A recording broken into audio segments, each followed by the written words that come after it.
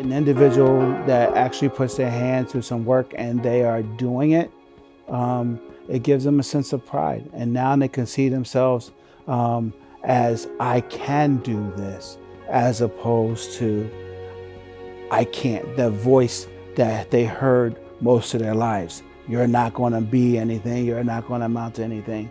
But now I'm seeing the results. So I know I can.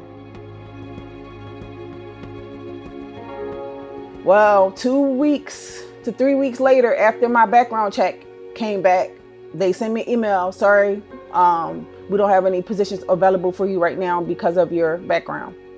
So it does matter. I have degrees now. I'm in school right now for my master's in psychology, and I still can't get a job as a something minor. Or as soon as they put on the application that they're an ex-offender or a reentrant, that they're shut down, and people throw those applications away.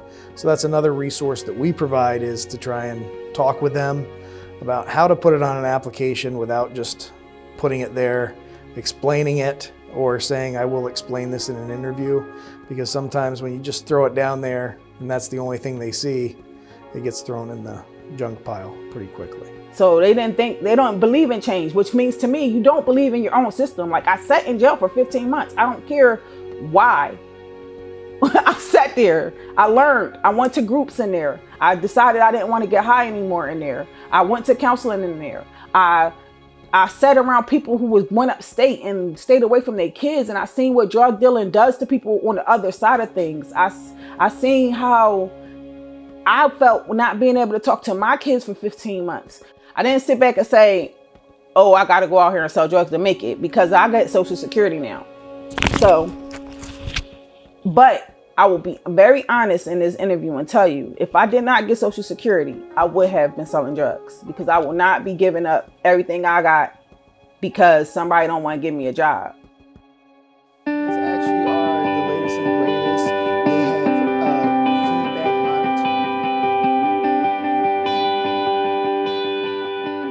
I always have been, I had this entrepreneur bug in me.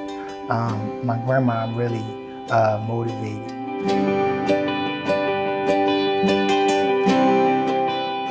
I was, positive and motivated and ready to, I wasn't opposed to anybody. Hey, Trump president, y'all did it, not me. Excuse me, Trump, what's going on?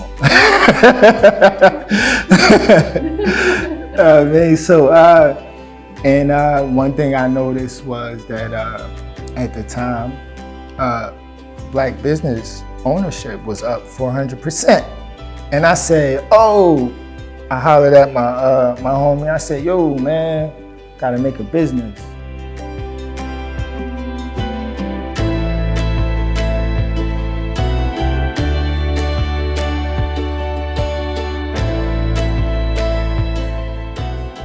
Individuals who successfully completed supervision actually had very low recidivism rates. And so what that suggests is that if somebody is able to actually complete their supervision, which is very challenging to do, they can be successful. In Pennsylvania in particular, one of the biggest issues that we're seeing in the state is that people are just unable to get off of supervision. So they violate, then that extends their period of supervision. And so, what's going on actually during the supervision period is important, but once they complete it, the research has found that they're fairly successful. That the resources need to be there. We as neighbors and just people in the community need to be role models. If all I see is negativity around me, that's going to be my role model, and that's going to be my ceiling, where this is where I can achieve. And obviously our biggest goal is to try to rehabilitate the offender so that they stop committing crimes in our community.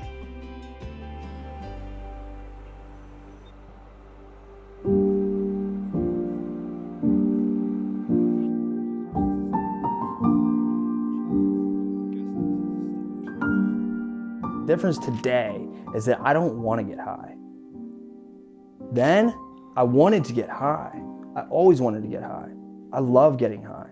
Still to this day, I can tell you, I love to get high. That's why people get addicted to drugs.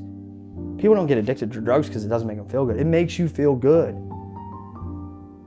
But I love more the people in my life. If you come into anything too quick, you lack the infrastructure to hold on to it for any amount of time. So the first thing I think that people should do is find their purpose, because we all have one.